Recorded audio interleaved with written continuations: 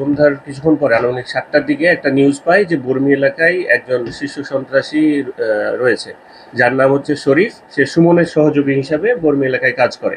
তো তৎক্ষণাৎ আমি এবং ওসি আমরা দুজনে এবং আমাদের সাথে ফোর্স নিয়ে আমরা রওনা দিই সেখানে। তো সেই এলাকাটা অনেকটা একটু দূরে হওয়াতে আমরা আমাদের হয়তো ৫-১০ মিনিট সময় লাগছে এখান থেকে পৌঁছতে। তার মধ্যেই এলাকাবাসী তাকে দ্রুত ধাওয়া করে তাকে হচ্ছে ধরে ফেলে এবং সাথে আমরাও সাথে ধরে ফেলি।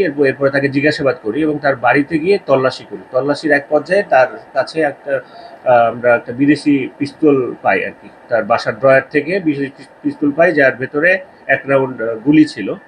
তো পরবর্তীতে তাকে আরও জিজ্ঞাসাবাদ করা হয় এবং পুরো ঘর তল্লাশি করা হয়। সেখানে আমরা আর কিছু পাই নাই।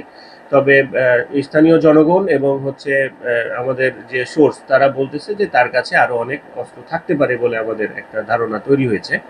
তো সেই ক্ষেত্রে আজকে আমরা তাকে আদালতে প্রেরণ করব এবং পরবর্তীতে তাকে রিমান্ডের প্রেয়ার করব। সেক্ষেত্রে মহামান্য আদালত যদি রিমান্ড মঞ্জুর করে সেক্ষেত্রে আমরা হয়তো বা তাকে জিজ্ঞাসাবাদের মাধ্যমে আরও কিছু আমরা তথ্য উদ্ঘাটন করতে পারি তার ছিল। এবং তার বিরুদ্ধে একটা পুলিশ অ্যাসাল্ট মামলা রয়েছে। সুমনকে যখন আসামি ছিনিয়ে নেওয়ার একটা ঘটনা ঘটেছিল সেখানে শরীফ উপস্থিত ছিল বলে আমরা জানতে পেরেছি।